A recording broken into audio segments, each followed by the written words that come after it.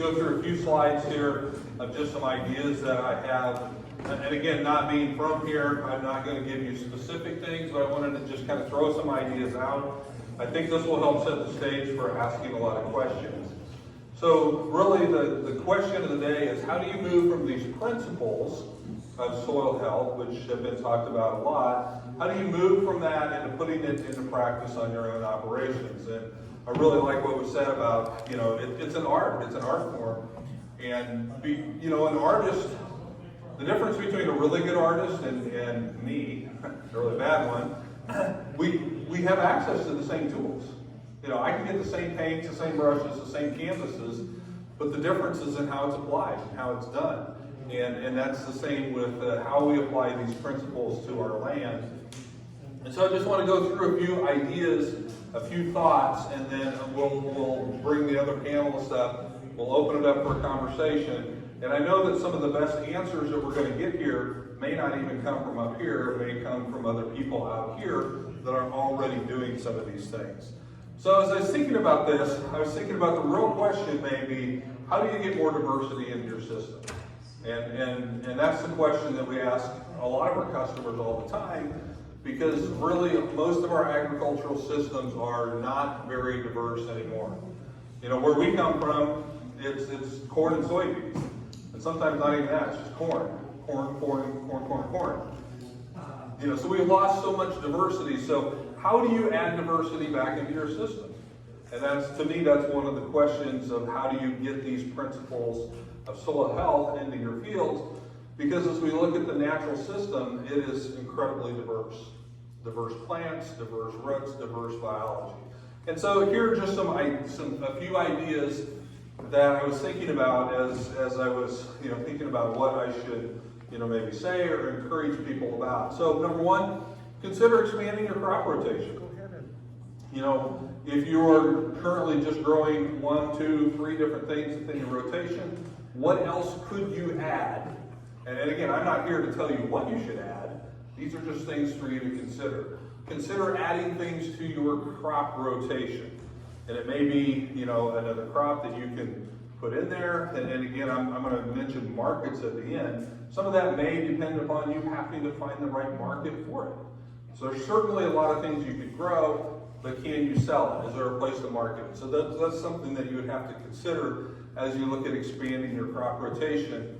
And sometimes the market has to come first, and then you can expand that crop rotation too. So that's one thing you can do. That's probably one of the hardest things you can do, because it is always harder to increase the number of cash crops you're growing. Because typically, if you're growing additional cash crops, you have to have specialized knowledge, specialized equipment, and specialized markets in order to get that out to. That's why we like to add a lot of diversity into our system, into a lot of the customers we work with through the cover crops. Because I can put in an 8, 10, 12-way cover crop mix, and I don't need specialized knowledge, specialized equipment, or specialized markets, because we're not taking it out to cash grain. Number two, consider, this is one that we see more and more people doing all the time, consider polyculture cash crops, which means you're growing more than one thing at the same time in that field. And so it may be that right now, and I understand that some of you may, when you're taking a break from your perennial hay, you're growing oats or possibly barley for a hay crop. Well, throw peas in there, throw some turnips in there, throw more things in there. And again, you have to maybe build some market acceptance into that. But those are things to consider. If I'm growing one thing, is there something else I can add to that will give me diversity without really having to change too much else I'm doing? If you're going to harvest those things together, now you have to have a way of either selling them together as a commingled product, which if you're anybody that's selling livestock feed, that's a very real possibility, whether it's grain or hay. Or you can get the right equipment and you can separate oats and peas. A lot of the flax and a lot of the chickpeas that we use as cover crop seed are grown together in the same field. They harvest flax and chickpeas together, and then they separate them apart. Both of those crops grow significantly better and healthier when grown together than when grown by themselves. Particularly the chickpeas are susceptible to any number of diseases.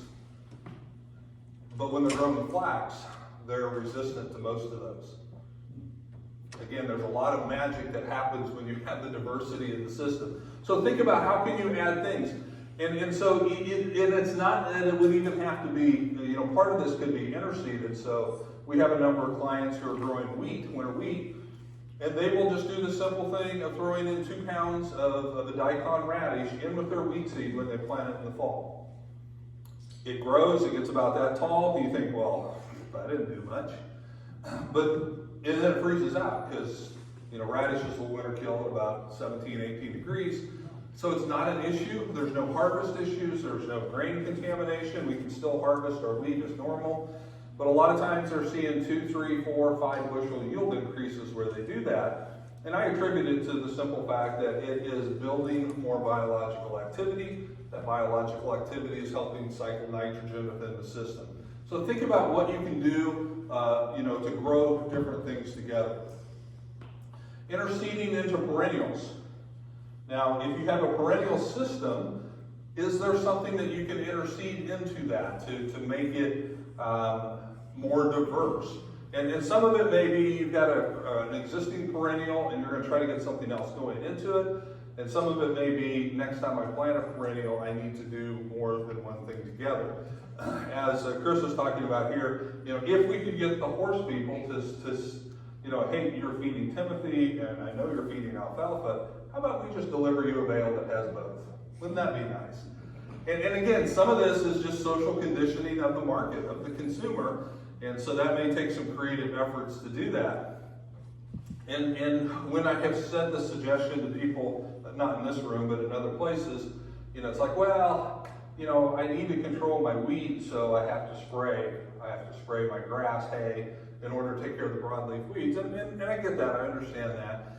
But there will soon, I think this year, possibly next year for sure, there's going to be a 2,4-D tolerant red clover on the market. And so you could put that, you don't like that? There will be options for you to diversify some of these things. So just be thinking outside the box of the straight monoculture. Add biology when practical. And this could be in the form of compost. It could be in the form of manure if you have access to that. Maybe you're making your own compost. There's been a lot of advances in compost. We've got some things over here where you can compost food waste and use it on a small scale. There's a Johnson-Su method of making your own compost that's really simple to do if you're willing to put a little bit of work into it, and it's a very powerful product.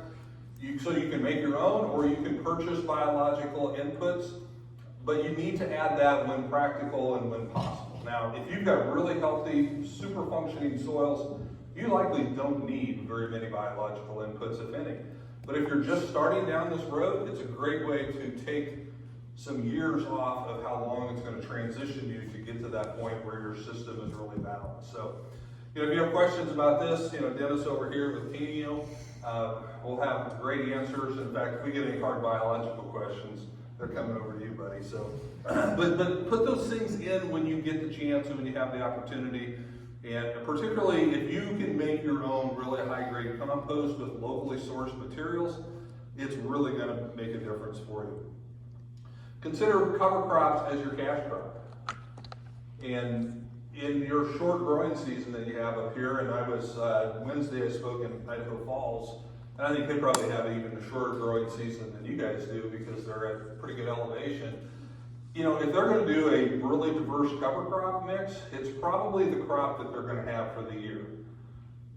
Back where I'm from, a lot of times we can do a cash crop and do a cover crop in the same year. We have the time, we don't always have the moisture to do it, but we have the time usually. And as you go south, sometimes they can do 2 cash crops on a cover crop because they have all kinds of growing season. So you have to work within the constraints that you have, but if you really want to get that big shot of diversity out there, you may have to use your cover crop, and that's what Gabe Brown does. Gabe has a very short growing season. He's central North Dakota.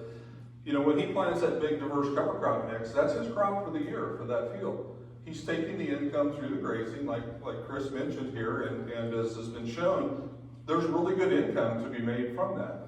Now, if you don't have your own livestock, it's more difficult. You can form partnerships with people that do have livestock. You just have to have a good understanding of how are you going to get paid for what that cover crop is really worth. I've never met a cowboy who wants to pay more for forage, and so usually they try to beat you down pretty hard on what they think that's worth. So you have to, I would try to do it on the gain if they're grazing feeders out there, because the gains will be exceptional. So consider that as a cash crop, and then take the income through grazing. And then, more grazing whenever possible. If you have the opportunity to graze, do it, because it's going to be so much better for your soil health than hay. And like Chris said, maybe you can take one cutting of hay and then come in and graze the second cutting. Or, just look at that. Now, if hay is your cash crop, and you don't have livestock, then it's probably not as easy. But if you're putting up hay and feeding it to your own cattle, then look at how can I extend my grazing season. Again, like what was shown up here earlier, I think that's just a really smart thing to do, because you can get a much more diverse mix for grazing than you will ever be able to get for hay.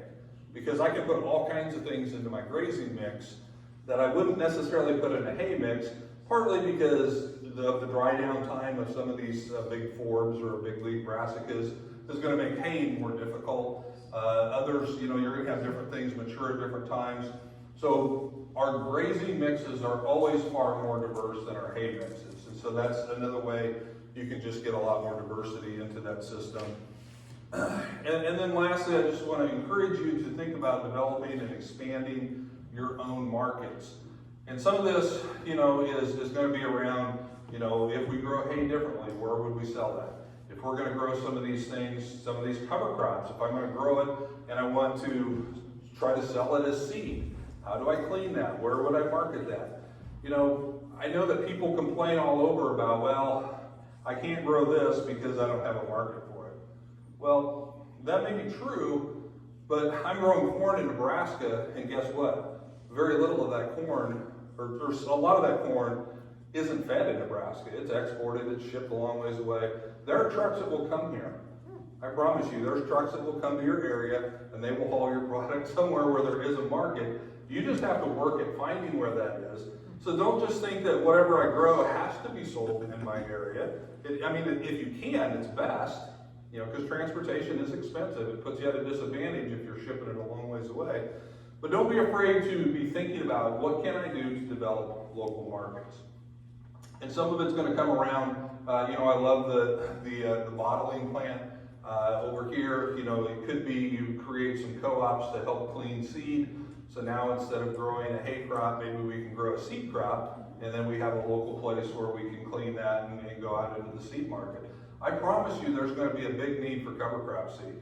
The cover crop seed market right now is pretty tight, and the government is, putting $3 billion as a start into the climate smart commodity grants. Those grants are going to be hitting people's, farm gates this year and extending over the next several years. And that's just that program. There's, NRCS is going to expand their conservation funding. There will be a great demand for cover crop seed, and I don't think the supply is there right now. So we're going to see a big need for increased cover crop seed production. And you say, well, I don't know how to do that, or we don't have a place to clean it. Well, neither did a lot of other people until they started building the infrastructure in order to do that. So, not saying that's what you should do, but that's an example of what you should at least be thinking about. And the last thing I wanted to share here, because I get this a lot, and I know that there's a variety of people from a variety of backgrounds and geographies in here. But a lot of times I hear people say, well, I can't do that cover crop because it's going to take my moisture. Okay, has anybody in here heard that, said that? Yeah, and so I just wanted to share a little bit of data here, and then we'll have a personal testimonial here, and then we'll go to our panel. But before we started green cover in 2009, that was our biggest concern. Can we really use a cover crop and preserve the moisture to plant the next crop? We were very concerned about that, and we get considerably more rain than you do, but it was still a concern for us. And so we wrote a grant through SARE, Sustainable Ag Research and Education, and we got, I think it was like $5,000. It wasn't a huge amount, but it was enough to get us going. And so what we did is we bought moisture sensors, and we planted all these different strips of cover crops, and then we had moisture sensors at 1 foot, 2 foot, and 3 foot levels. And we came in after wheat harvest, we planted about 30 different strips of cover crops, and then we made some different blends with those cover crops, and we had these moisture sensors at 1 foot, 2 foot, 3 foot. Planted the cover crops in July, and we monitored moisture usage all the way through November. And I just wanted to share a few of these slides to show you what we found, because I think it's really instructive, and it changed the way that we thought about things, and it was the inspiration for us to start Green Cover. So here's the first thing that we saw, and so the purple line is the 1 foot, the black line is at 2 foot, and the green line is at 3 feet.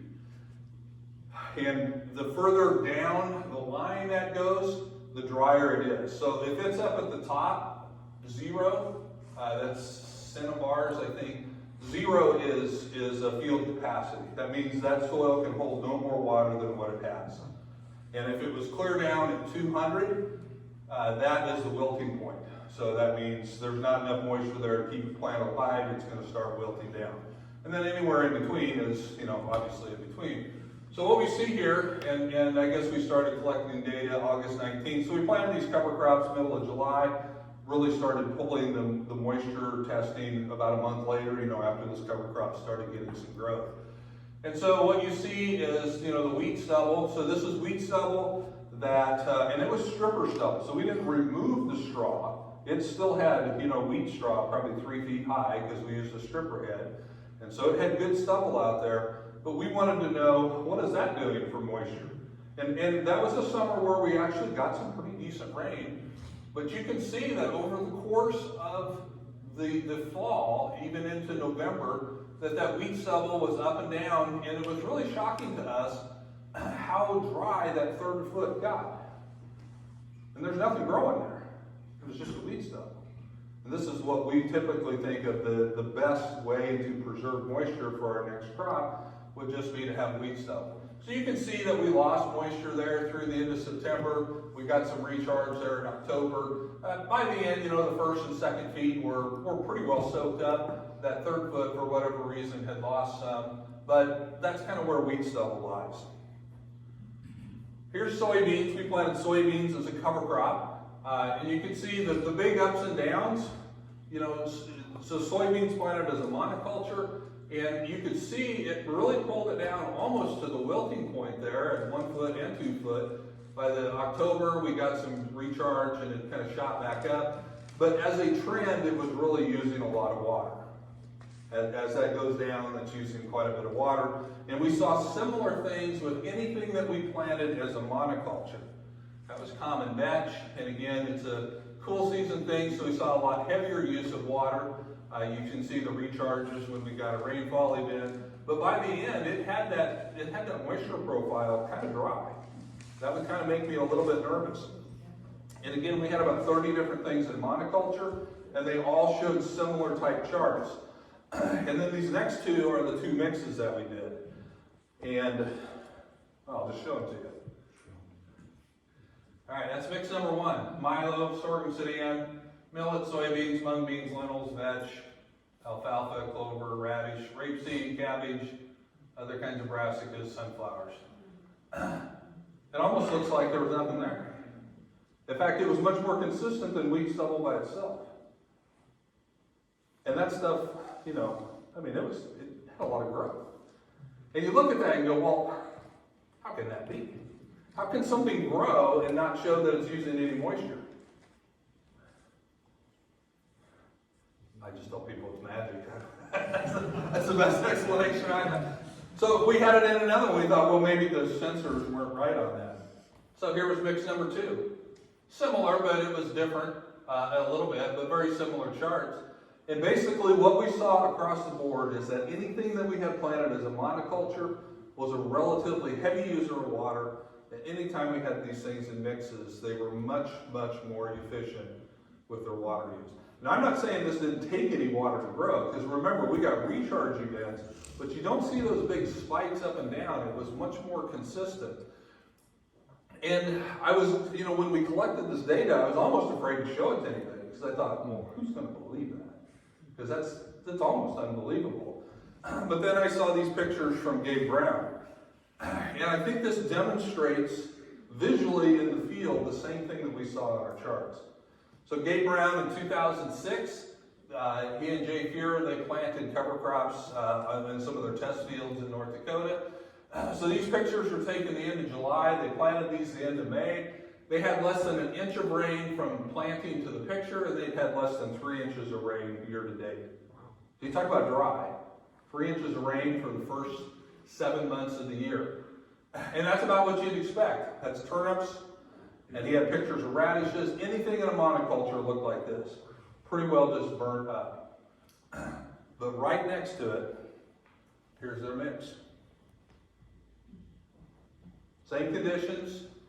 You can see kind of over in that top right-hand corner, you can see those little strips over there. That's where the monoculture things were, and they burn up. So I tell people, if they can explain to me what's happening here, I'll explain what happened in my charts. Because I think it's the same thing. These mixes are so much more efficient at how they use moisture. And so I'm showing you that because I want to encourage you that yes, moisture is a concern, but it's less of a concern to me now with the diverse mixes. And because this is how we started Green Cover from the very beginning, we have been very adamant, very passionate about these big, customized, diverse mixes, and we hate selling things in monocultures, unless it's going to somebody that we know is going to put it into a mix, because of what we saw from the very beginning. Just a couple of other things. This is another Marlin Richter from North Dakota.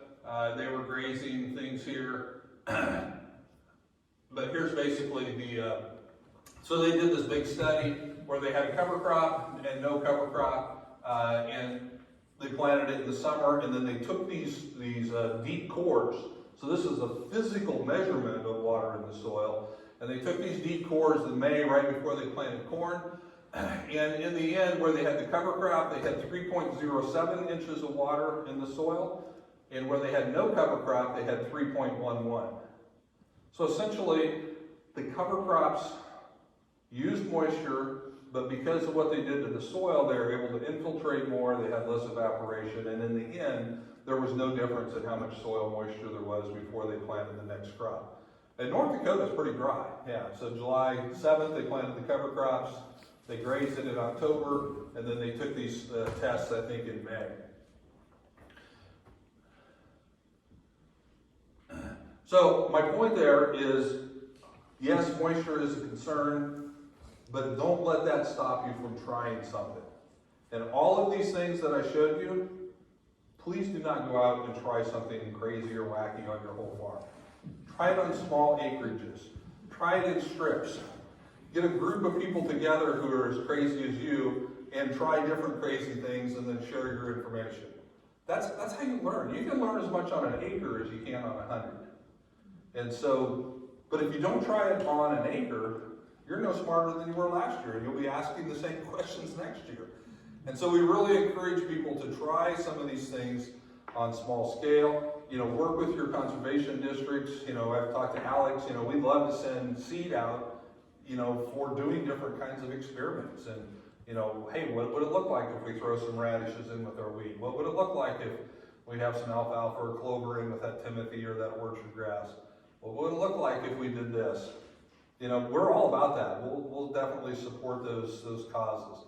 And so just in closing this part, Chris Eckhart back here, hiding in the back of the room, you may not think that some of the things that I'm saying are applicable to you because I'm 2,000 miles away. Well, Chris is 5 miles away. And I wanted him to share a little bit and Chris gets seed from us and has done a really good job of planting these diverse cover crop mixes in a wheat rotation and having some good successes. So, Chris, there's a microphone right behind you. I don't know if I can share much more than you shared, Keith, but my experience with it has been exactly what you talked about up there.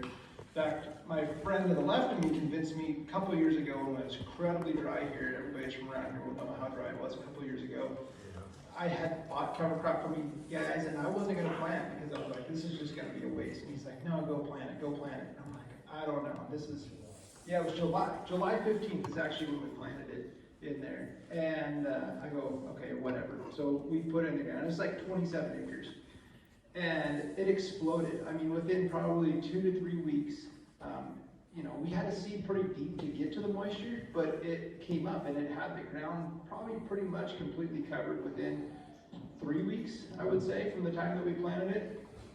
And it exploded through the month of August. And to explain a little bit about the cover crop mix that we're doing, we're primarily wheat growers. We also grow canola, barley, those kind of ones, but wheat's kind of our staple. And so we're doing this cover crop basically in place of like summer fallow or chem fallow, if any of you guys are familiar with that. So the cover crop replaced that, and then we would seed our wheat into it. Well, we terminated it in around September, and when we planted our wheat into it, we had just as good of stand, if not better, than our summer fallow, where we had that cover crop. And so that was proof enough to us that the moisture wasn't really a concern. I think that we actually had a better stand coming up in that we hit moisture easier where we had the cover crop than when we were doing just straight summer fallow. And then the next test came that following year, because we seeded that in the fall of the next year. It looked better when the snow was off the ground coming up. It was tillering out more. It looked like a really, really good spring crop. And I told my dad, I'm like, wow, I'm not going to fertilize that field. He goes, oh no, you need to fertilize. I go, I'm not going to. And it's 27 acres. Like, we can experience this, right? We can take this one on the chin. And right next to it, we had like another little 15-acre piece that we did fertilize, and that was the comparable summer fallow piece. And it's like 50 pounds of nitrogen we ended up putting on it. The soil test came back, it wasn't super low in nitrogen. But the cover crop field tested, they said that we had 14 pounds of N in the top foot. And so anybody would say that I was crazy not to fertilize that field. Both fields yielded 50 bushels. You tell me how I grew 50 bushel wheat on 14 pounds of N, because that doesn't line up with WSU numbers. My theory on this is that cover crop was breaking down and spoon feeding that crop throughout the year as a more organic source of nitrogen, and with biology working, all of those kind of things in the soil. But all of this came about because this guy next to me encouraged me to do crazy things, and then I would experience something and share that with him, and then he would try something and go back and forth. So that was like about a 9-way cover crop mix. And we just tried to keep it simple. I mean, guys would tell me, hey, add grasses to it. I didn't add any grasses to my mix because I wanted to keep it simple. I didn't want to deal with crazy grass cover crops growing in my wheat. So, and then even if any of the cover crop did volunteer the next year, I could spray it out really easy in my wheat.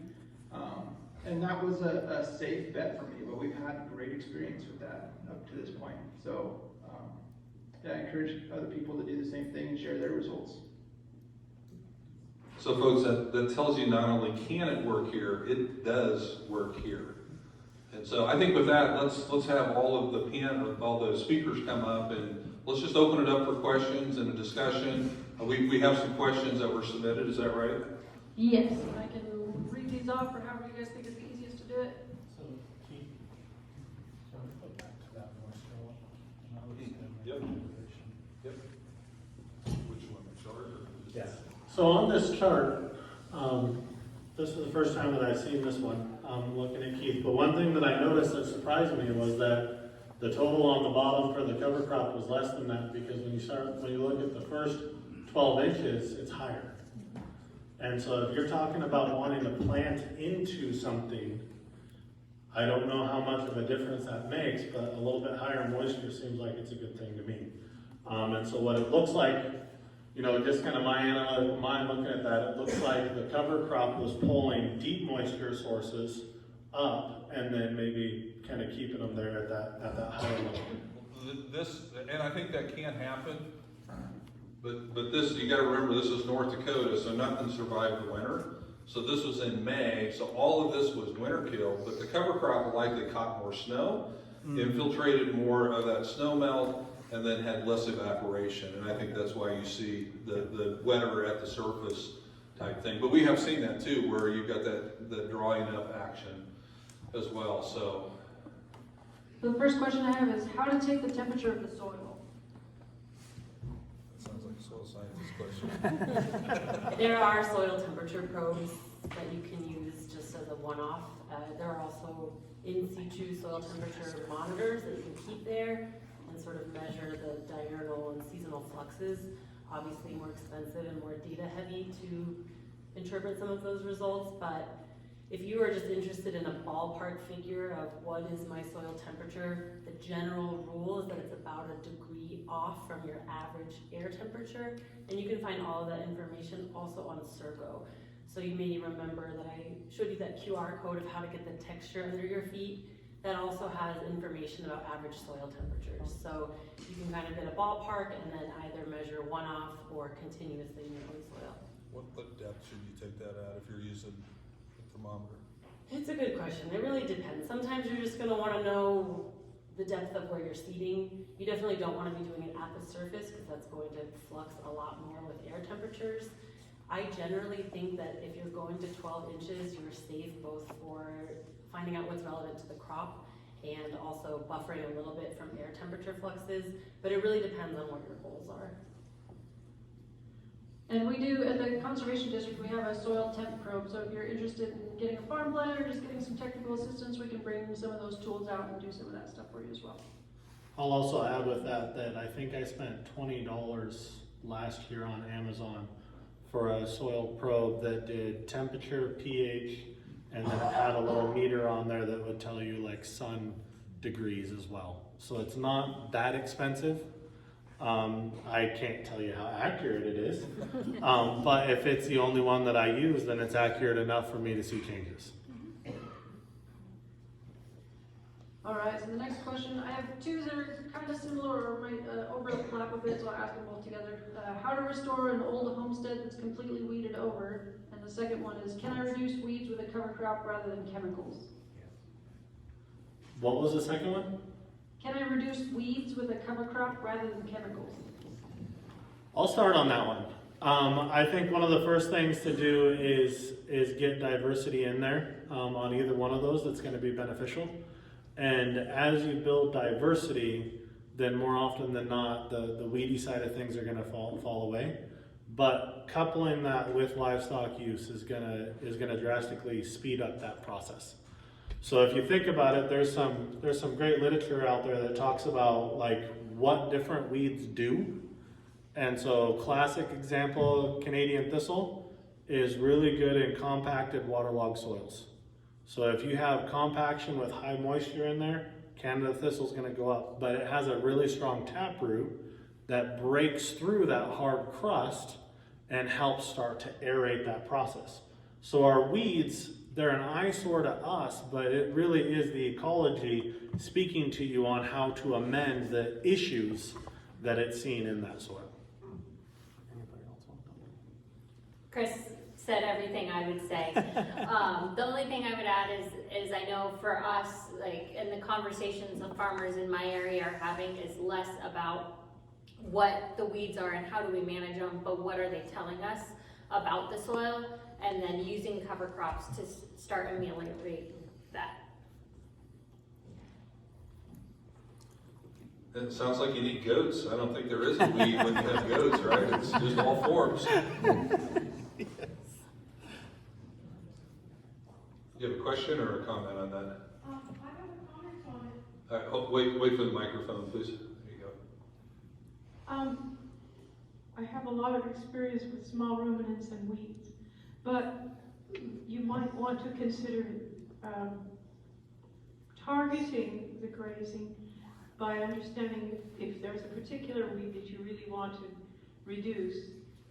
Look at the vulnerability of that particular plant, that particular weed, and maybe it's most vulnerable if you graze it in, the first week of June and then also the second week in August, and make sure that your stock is on when the targeted for that particular species, and all that information is quite available. All right, so the next question I have is how to increase phos in an established alfalfa field without store-bought fertilizers. How to increase phosphorus in an established alfalfa field without using commercial fertility.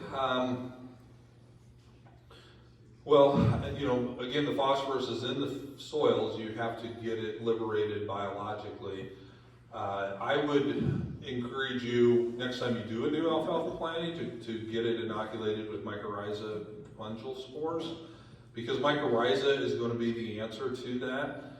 And it's going to be far easier to get mycorrhiza established when you plant, because it needs to form an association with those plants in the beginning, ideally. It's much more difficult to do it later on. And I don't know, Dennis, have you had any luck with people inoculating after the fact and getting any decent associations there? Depending on soil structure, yes. Okay. So the lighter the soil structure, the easier it is to get that. That spore has to come in contact with that root, and that root has to have a need for phosphorus. If you have excessive phosphorus in your soil, it will never create a relationship. But if you have a phosphorus deficiency, the mycorrhizae or phosphate solubilizing bacteria, with mycorrhizae helper bacteria, that's what I would try and develop in that soil environment. You're correct, it's much easier to do it planting than it is to try and do it after the fact. Yeah, and you can put, mycorrhiza is the most expensive of the biological seed inoculants, but it's still, 12, 13, 14 bucks an acre. That's pretty cheap when you look at what phosphorus fertilizers costing right now. So put it on, especially with a perennial, because now you can spread that cost out over 4, 5, 6 years. Well, then if you use the cover crop seed, you can incorporate that in this inoculated with the mycorrhiza, you'll then get the crossover between the existing cover crop, which will then inoculate or infect that alfalfa. Yeah, because mycorrhiza are really good at jumping from host to host. So as long as you keep a host out there, it will be effective. So that would be my encouragement, is to, number one, try to get your mycorrhiza ramped up. And then number two, there are some other phosphorus solubilizing bacteria. Again, you could talk to Dennis about the specifics on that, that you could apply out there as well. But for mycorrhiza, try to do it when you're seeding. Ideally, you can try to do some rescue treatments later. Do you guys have any thoughts on that? No? Okay. How many pounds per acre of seed should one use in cover crops? It depends. Yeah, that's a great question, and we get this asked a lot. It depends on what the species are, because, heck, 4 pounds of camelina might be a full rate, but I might need 90 pounds of oats. And so you can't really, there's no magic number from a pounds per acre standpoint. It really depends on the mix that you're using and the goals that you have. And so when we developed the Smart Mix Calculator, it's one of the tools that we have on our websites. It's free for everybody to use. We didn't go off of a pounds per acre type thing. We go off what we call percentage of a full rate. And so as you're adding things into the mix, if oats, has 80 pounds for a full rate and you're putting 20 pounds on, then the program says you've got 25% of a full rate. And, it just goes right down the line. And so as you're adding things to your mix, it's adding up what percentage of a full rate you have. And then it will show you, hey, you're at 100%, or you're at 125, or you're at 200. And it's up to you to determine what you want. We think it should be at least 125% of a full rate, because we can push these plants at tighter densities when they're different plants. You can go higher seeding rates in a diverse mix than you can in a monoculture. So that's why we like 125, and if you're grazing it, we'd like to see 150% of a full rate. So it just really all depends on the mix that you're planting. If it's a monoculture, well, then there's charts all over the place that would tell you what a suggested seeding rate for that is. It gets more difficult as you get into the mixes, but that's the approach that we've taken, is what percentage of a full rate is each of the components of the mix that you've done. Thoughts on that, you guys? How do you do it? Yeah, so how we did that when I was doing the research is we calculated it by seeds per square foot. And so we were doing 12 seeds per square foot in our 8 to 10 inch rainfall zone. And I always said, increase that as you get more rainfall, because then your plants, whether that's valid or not, I think there's a lot of different ways to look at it. So I've got how to transform questionable soil to pasture, and how do I transition a cover crop into pasture? Good question. I think one of the big things that we look at when we're trying to transition, especially like on rangeland systems that I've worked with, working with the BLM, for example, after fires, they have a less than 10% success rate on all their plantings.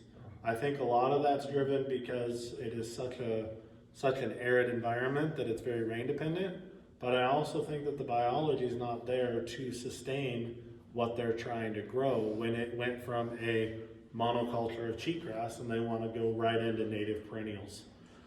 So I think one of the big things to help improve our success in transitioning from these things is to make sure that the biology is there to start with. And that may take a couple of years of transitions with various cover crops. I'll always say cover crops and grazing, but however you want to do that.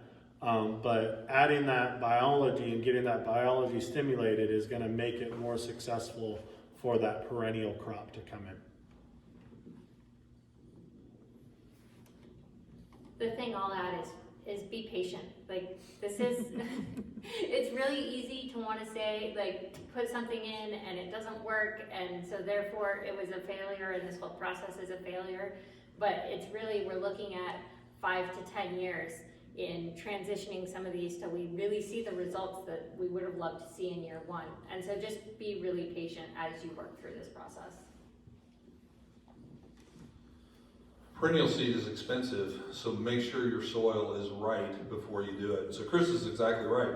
You know, spend 25, 30 bucks a year for a couple years on annuals, prime the system, charge the system, add the biologicals, get that system cranking and going, and then you've got a much better chance of success with, you know, if you're going to spend $100 to $150 an acre putting out perennials, make sure the system is ready for it. And then it will still take some time, but it takes far less time when that soil is biologically ready. So I do have a handful left written out, but I'm going to start taxing my ground, give you guys an opportunity to ask some questions. So start over here.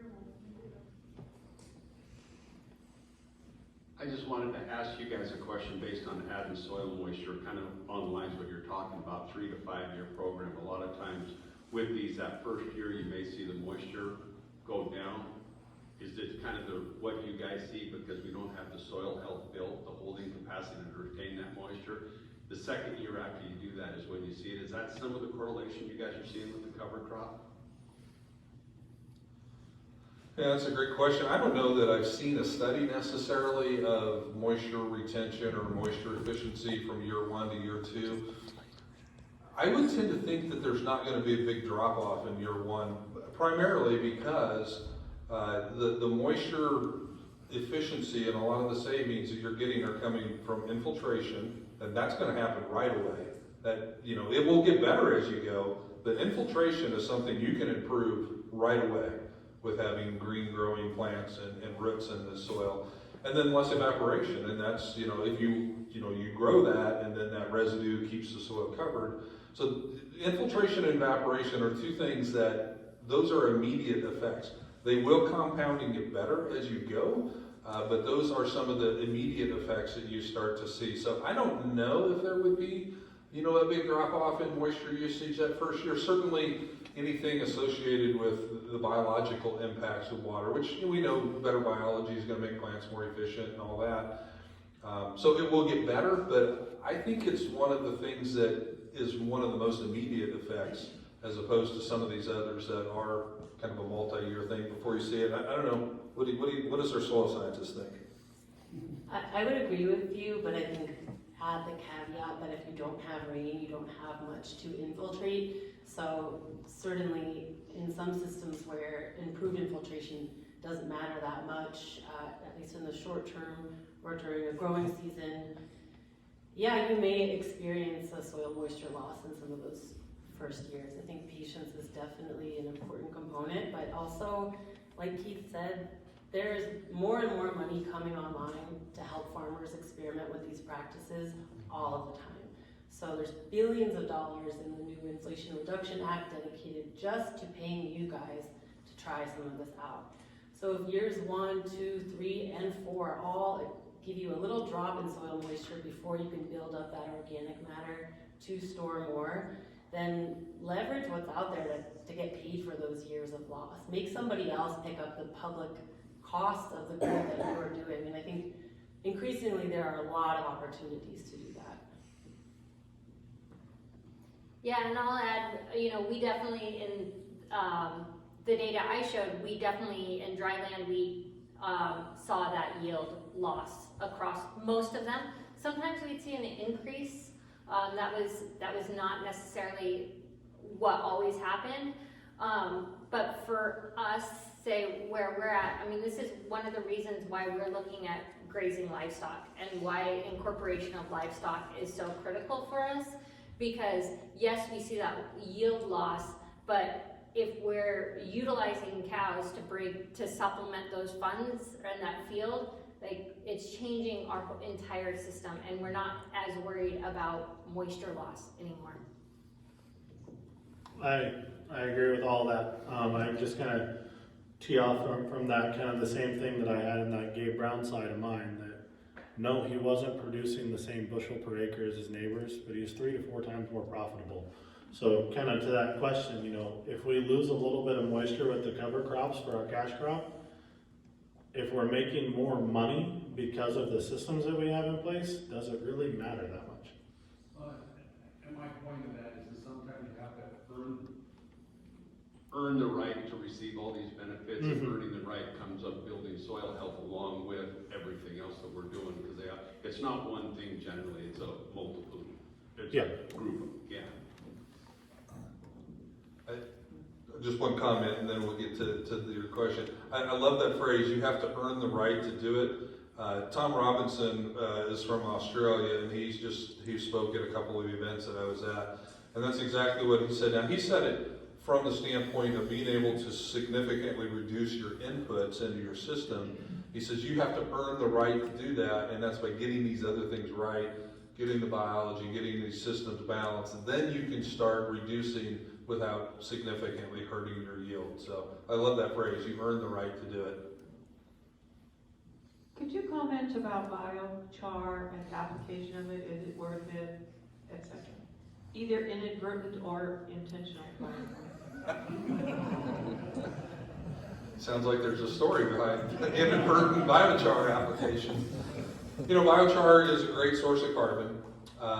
One of the things that it really brings to the table is the incredible amount of surface area that it has as compared to a lot of other carbon sources. So I think that the timely and proper applications of biochar can be a really good thing. Not just from the carbon standpoint, but from the habitat standpoint of the biology, because each of those little different surface areas of that biochar fragments are habitat for these organisms to live. So I think it can be a really good thing. Try to get it right in the soil. Ideally, try to get it right in your seed trench, so you've got all that activity happening right where those roots are new and where they're growing. And then don't overdo it. If you get too much into the system, it can throw other things out of balance because it is such a potent source of carbon. So like all things, keep it in balance. Just because a little bit is good, it doesn't necessarily mean a lot is going to be a lot better. So that's my thoughts on biochar.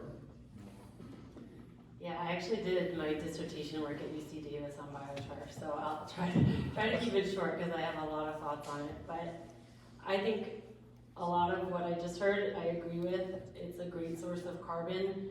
Some of that carbon is microbially available, some is not. So if you're only interested in the carbon components, I would definitely ask some questions about the biochar, like what is the carbon content of it, and do they have measurements of how likely it is to just be leached through the soil profile the first time it rains. Some of the carbon will be there for thousands of years, and other of it will leach directly into your groundwater. And so I think there's a lot, before you go applying it in mass, or if someone inadvertently applied it on your land, there's a lot of questions to ask. This is especially true if you have a high pH soil already. most biochars are alkaline, and if that's an issue you have, you definitely don't want to apply biochar that is pH of 10 or 11, because you can't undo that. Biochars also can be really high in salts, so that's something to pay attention to. And again, if you just apply a small quantity and observe how it works in your soils first, always recommend that.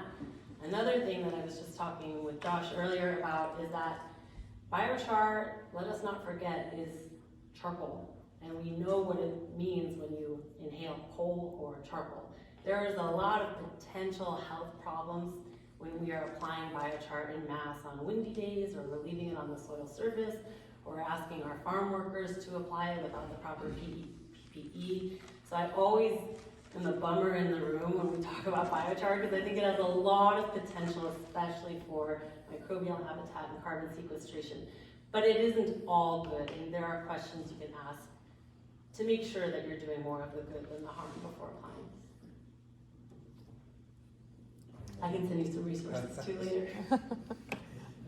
Well, one of the places we see biochar being really effective is we add it to our compost, and then we can also be a very effective carrier for some of these microbial inoculants, some of the biological amendments, because it does have so much surface area.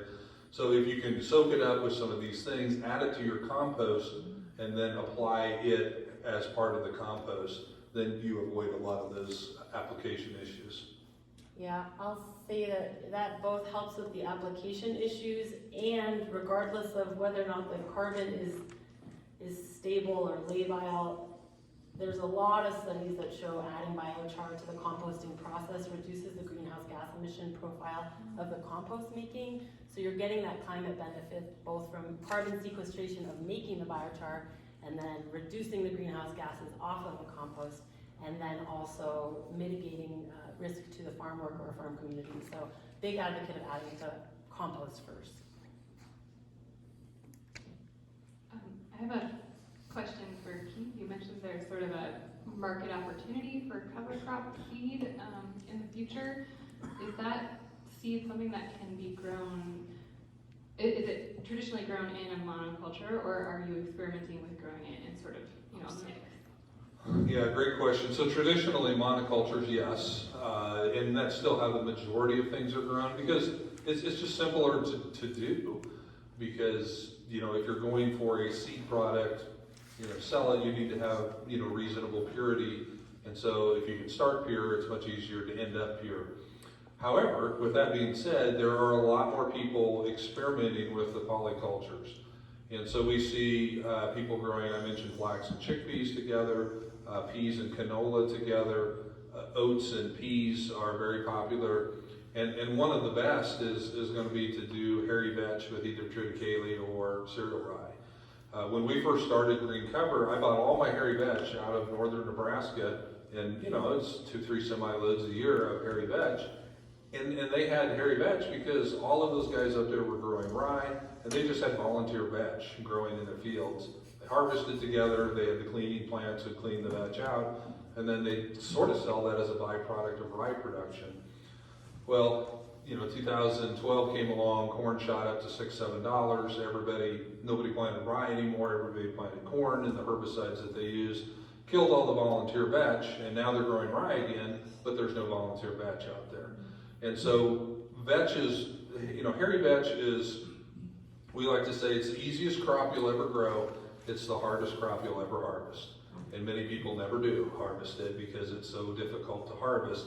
But when it's growing with something else, it climbs up it, it's not as thick, it's the easiest way to harvest that vetch is with another crop. You just have to have the right equipment to separate it then. I also think that there's going to be, and we've got some ideas on how to start testing this. I think that there's going to be some good research coming out that's going to show that there is a much better native microbial population on the seed on crops that are grown in polycultures versus monocultures. I have no proof of that yet. It's just a working theory. But if you haven't ever listened to James White, he has really good talks on rhizophagy. We have a webinar on our YouTube channel, but he has a bunch of them out on YouTube. He talks about that as you produce seed, that seed is coming with its own microbial package And that package is completely dependent upon the environment in which it was grown. And so the more regenerative systems are going to have seeds that are being produced with a more diverse array of these native microbes that come as part of the seed. And this is nothing added, this is just something that the seed is grown with. And then those microbes go to work as soon as you plant that seed and it starts to germinate. And so our theory is if it's grown in a polyculture type setting, we're going to see a higher diversity of those microbes. So we want to see more of that. We need to get better cleaning equipment. And we've also run into issues with some of the certification agencies within the states. So all of the oats that we grow have to be certified seed because they're some of the newer oat varieties, which they have better disease resistant, they're more productive. It's a good product, that's why we're growing the newer certified varieties. However, they won't let us plant those certified varieties with peas and still get the oats certified. And when we push them on it, they say, well, our inspectors can't walk through the fields to check the fields. It's like, well, that's the best excuse that you have for not wanting to do something. And so it's pretty frustrating to work with some of the bureaucracies that don't want to change. They don't, farmers, we work with tons of farmers that have no problem thinking outside the box. In fact, sometimes we have to kind of push them at least touch the box while you're thinking over here. But a lot of these agencies, they can't get outside the box. And so that's been a bit of a frustration with trying to push this concept of polyculture, growing seeds together. So, and as seed cleaning technology gets better and better, we'll see more of this. Color sorters are an amazing piece of technology, and they used to be, millions of dollars, and then they were hundreds of thousands of dollars, and they're coming down in price. And as that color sorting technology gets better and better, we'll be able to grow wildly diverse things together and then use a color sorter to separate them. We don't own one yet, but it's on our Christmas list. Sure, I have one. So I wanted to ask, we talked about avoiding or minimizing tillage and soil disturbance. In what cases would tillage be appropriate? So in what cases would tillage be appropriate? Well, if you're organic and you have no herbicide options and you have to get rid of some weeds, or you need to convert a perennial back to annuals, I don't know that you have a lot of other choices. So in those situations, I think it would be, the appropriate tool to use. I've come a long ways in my thinking on this. We were no-till farmers, and so very adamantly opposed to tillage. And as I've worked with organic growers primarily across the country, and I've seen that they've got some really nice soils in spite of doing some tillage. Now they're very limited. They don't use it any more than they have to, but they are doing some, particularly potato growers. I mean, it's pretty hard to grow potatoes without doing some soil disturbance. But we work with Brendan Rocky there in Colorado, and he's got some really nice soils and great soil health and is growing great crops with very low inputs because of his system. And so I think as long as it's part of a system, and as long as you have a plan of how you're going to get something growing there, the mechanical disturbance of tillage is only part of the problem. To me, almost a bigger part of the problem is that you typically are losing all the residue off the top of your soil, and now you've got erosion issues. And so you have to have a plan of how you can do tillage but still maintain some residue or get residue growing right away again in order to combat the erosion issues. So those would be some of the situations where I'd say, it's an appropriate practice to do. Now, Rick Clark was mentioned earlier. Rick is doing some pretty amazing things. 5,000-6,000 acres, organic no-till. It does not work every year for him. He has failures, but it's working a whole lot better than I ever thought it would. Of doing no tillage, no herbicides, no fertilizers. It can be done. It's just extraordinarily hard to do. I don't know, other thoughts on that? Go ahead. Yeah, I agree with everything that Keith said. I would just add that we always have goals of reduced tillage or no tillage, but I think it's definitely in any of these topics important not to have black and white thinking. Tillage isn't inherently bad. long-term intensive tillage year after year after year will break down your soil structure, it will lead to compaction. But there's a lot of studies that show every once in a while tillage, every 5 years, every 10 years, improves soil structure or aerates the soil and sort of injects the biological life into soil. So I think I like what you said about having your thinking evolved, because I've come a long way from that too, where sometimes tillage is necessary. I think have a goal in mind and strive towards that, but forgive yourself if you need to make a few passes. One other thing that I think about with that is I really like Nicole Masters' concept of tickling biology as we do things. And so let's say that we do have a fairly severely compacted place. We can, through cover crops and grazing and doing some of these different things, you can fix that issue, but it's going to take some time. Whereas if you were to take a ripper through there and run through it, but then add biology in that crease, humic acid or something of that nature, you might be able to speed that process up a little bit faster. Kind of like a one and done. You know, that moldboard plow idea, that's one that I still cringe a little bit about the thought process of, and especially if we're using it often. My biggest thing that I would say is if we're having to continually use it, then that might be where we question why. And what is our management practice doing that's causing the issues that we're working on? Great, so I have some plant species specific questions. So Keith, you and I spoke a lot this morning about what our climate is like, what our growing season is like, what plants we're growing. So for these folks here who might be interested in trying something out, do you have any recommendations for things they can try? And I know we talked about working with you to get 15-pound bags to do a 1 acre trials. But yeah, given all that information, do you have any surface level recommendations?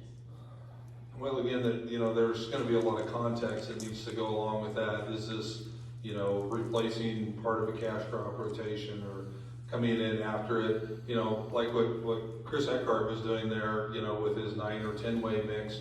It was mostly cool season species, but I think we had some sorghum and some sunflowers and some warm season things in there. So it really is going to depend on the time of year where you're planting that. So the way our calculator is built is that, first of all, it looks at where are you located and when are you planting and what just makes sense, from a cool season, warm season type thing. We don't want to plant something and then you have a frost 3 weeks later and it kills all your warm season plants. It also is going to have to do with the goals that you have. Now, where you have relatively low rainfall and relatively short growing seasons, then definitely the cool season things are going to make a lot more sense. And where you're in a heavy cereal grain rotation, then we would really like to not see a lot of cereals as part of your cover crops. We want to break those cycles. The goal would be to have your cover crop as agronomically different as possible from what you're typically doing as your cash crop. So if you've got a lot of cereals in your rotation, then don't plant cereals in your cover crop mix. You don't have to have grass in there. Go heavy on the broadleaves. You can do fava beans and lentils and peas and any of the brassicas and sunflower and safflower. Flax. You should have flax in every cover crop mix that you do. I think I was talking to Dennis earlier here. This Tom Robinson from Australia, who I referenced earlier, he has done some sap testing on some of his cover crop species, and sap testing will show you the nutrient levels of the sap and an indication of how well that plant takes up different nutrients. And he tested like 10 different things, and for each of those cover crops that he tested, there was probably about 8 or 9 different nutrient categories that showed you parts per million of calcium and parts per million of iron and boron and cobalt and all these different things. Flax beat everything in almost every category. It was pretty impressive to see. Now, if you want to cycle sulfur, plant radishes. Radishes was twice as high as anything else and 10 times higher than most of the things in its ability to pull sulfur out of the soil and cycle it. But all of those other things, you know, from magnesium to manganese and all, you know, flax is just at the top in all those. So if you're not putting flax in your cover crop mixes, I think you're missing out on a great opportunity. It's a fairly short statured crop. It's not going to take over a field, but it rarely gets crowded out. And this can be a good thing or a bad thing. Cattle won't touch it. I'm not even sure a goat would eat flax. It's pretty wiry. And you may think, well, then I don't want to add that to my grazing mix, but I think you should, because so often, you know, inside of every cowboy's head, you know, there's the cowboy part and there's the farmer part. And I've never known one yet where the farmer wins out over the cowboy. The cowboy always wins and they tend to overgraze. And so having something in those grazing mixes that cattle don't like to eat, to me is a good thing, because that's left there for the rest of the soil. So we really like flax. We use lots and lots of oats. Oats is another one. We can use that in the spring. It actually tolerates heat as well as any of the cereals, so we like it even through the summer, and it will grow pretty well into the fall. So oats is a real staple for us, and I think even if you're in a wheat rotation, oats is probably the best cool season cereal grain to use, because it's not going to give you issues. Spring oats, not winter oats, because winter oats could be more of an issue. So we really like using those. And then from the legume category, you know, peas are probably our favorite. They grow about anywhere. They grow pretty quickly. They give you a lot of biomass. You can get spring peas, you can get winter peas. And peas do something to the soil, and people that have grown peas for grain production and then follow it with wheat, which is a great part of a rotation, almost across the board always say the best wheat I've ever grown has been after a crop of peas. And so they're doing something to the soil that wheat really, really likes. And I think that you would see some of those same benefits as part of a cover crop mix, even if you're not taking it clear out to maturity. So those would be just some of my initial thoughts. You know, buckwheat would be another one that we like buckwheat a lot. I would caution you though, if you're selling wheat and that wheat is going to the export market, I don't know if Washington has pretty strict standards on that. I know Montana and Idaho, they're pretty strict on that.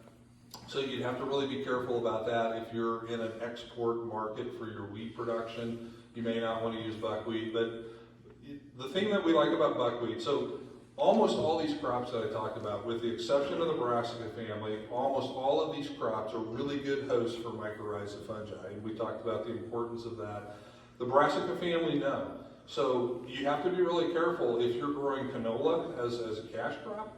You've got a period of time there where you have no mycorrhizal host. So I would throw a little flax in with that. I would throw a little something in, try to make it something that's not going to interfere with harvest, but it would still give you a mycorrhizal host. Well, buckwheat isn't a great host for mycorrhiza either, for whatever reason. And so buckwheat has had to adapt. And the buckwheat root exudates are far better than any other crop that we know of that can take that inorganic phosphorus and turn it into a plant available form. It's the best plant at being able to do that. And it's all about the acidity of the root exudates and its ability to do that. So buckwheat will make phosphorus more available. It grows extraordinarily fast. It will outgrow most weeds. It will be blooming in 30 days after planting, and it will be making seed in 6 weeks. So you don't need very long of a time to plant buckwheat. It comes up in cool soils, but it tolerates no frost. So you have to be a little careful about planting it too early, but it will come up in 55-degree soils. And Brendan Rocky, who I mentioned earlier, he's planting it with his potatoes. So when he plants his potatoes, he's planting buckwheat, 2 kinds of field peas, fava beans, and chickpeas with the potatoes at 6 inches deep. I told him, I said, Brendan, you're wasting your money on buckwheat. There's no way that's coming up from 6 inches deep. You know, and then a few weeks later, he sends me pictures. Here comes the buckwheat. Okay. I take that back. It will come up, and I think it just followed those other crops up. So buckwheat is one that I would put in as long as you're not selling your wheat into an export market, because it gives you a lot of functionality there too. And I'd be happy to answer, I mean, I could talk all day just on cover crop species, but if you have questions about any specific species, that might be helpful for me to talk about how that might fit in for you. So I don't know if you have specific species questions or not. We are running a little short on time, so I want to just make sure, see if anyone else has any other questions that they'd like to ask. I really have two questions. One for the cattle guys. Let's wait for the mic. I have two questions, basically for the cattle guys, and then one for that's cover crop guy. Anyways, how about your Ivomax and Porons with the cattle? Do you have any?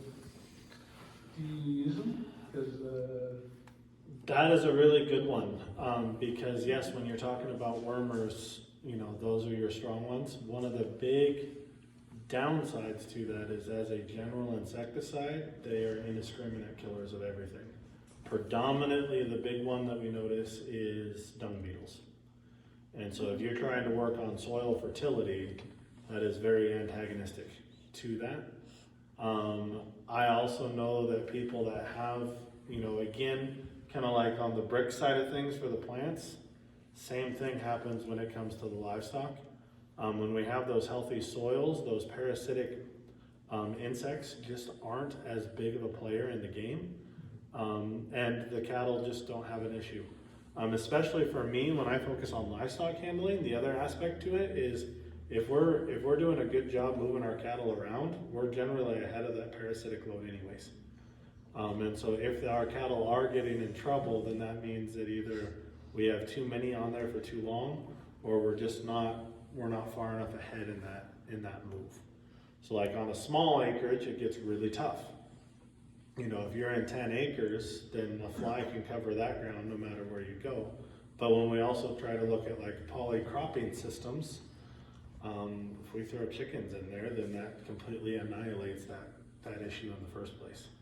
And so there's a combination of things there, but generally I'm shying more and more away from the insecticides, just because there's so many negative effects to it that we don't think about. and then double cash crop. I think you had a deal on YouTube about sunflowers and barley. Did it work? Well, so with growing two crops together, what we did, we double cropped sunflowers after we harvested triticale, and then we used a diverse cover crop mix as an understory under the sunflowers, so they weren't actually planted with barley. But we had peas and vetch and clover and buckwheat and flax and squash, all sorts of things growing underneath the sunflowers. And we were able to harvest the sunflowers up here, and then all the stuff below it we grazed after we harvested. So that was it worked pretty well. It's risky for us on dry land. We have to catch the right rainfall events to make it work. We can make it work pretty well under irrigation. And we're just barely on the edge of where we have enough time to do that in southern Nebraska to double crop. We will also double crop buckwheat. If I can plant buckwheat August 1st in Nebraska, we'll harvest a crop of buckwheat. It's that fast. Wow. Yeah. I'll chime in on that too. One other thing that I've been thinking about and discussing with people is, when we're looking at these plans, I don't necessarily think that there's going to be a static plan across the board with everything. I think there's going to be we have ideas and thought processes, but then we have trigger points on when we decide on those. So classic example, last year would have been a fantastic year to do summer annuals around this country. I don't know if that would be beneficial every year. But down in the Pendleton area, it started raining in March and it didn't end until middle of June. I mean, if we can't grow a summer crop in that, then I don't know what we're doing. But the previous year, we got a little bit of rain in March and we didn't get another touch till October. I don't think that would have been a very good year to spend a lot of money on a summer annual. And so, looking forward into the plans that I'm working on with Alex and hopefully working with you guys on, is we may have a couple of different tiers of, okay, this is a good weather year for, summer water. This is an option that we can go into. If this happens, and so they might get complicated, but if we can kind of set some guidance on what that structure is to start with, knowing full well that we're gonna have different things that we learn. And one of the ones that I really liked, Rick Clark talked about, is on his place, there are 0 failures anymore. There's just outcomes he did not expect. And when he looks at it that way, he feels a lot better. He's like, oh, I did not anticipate that one, and now it's a learning experience, not a, holy crap, we screwed up. And why did we screw up? But it's just that outcome that we didn't expect, and we learn from that, and we keep developing that database, learning the art, because a lot of art we learn by doing. And so we're just going to start getting to the point where we're going to be able to feel that. You know, and I don't know what that looks like, but we may be able to just say, you know, in March we might go, oh, I think a summer annual is going to be a good one this year. We may not be able to say exactly why, we know that, but just after doing these things and practicing, we're going to get better at understanding what that looks like. Alright guys, so sorry about this, but we are running out of time. I do invite you guys to mill about and chat with the presenters and we kind of clean up. We are going to do the last couple of quick raffles, and then I do also want to invite you, some of the presenters and the staff are going to go to First Street Bar and Grill out here in Deer Park, and they're going to have dinner, so you guys are welcome to come chat some more. We'll get Sam up here and we'll do the last couple of raffles real quick.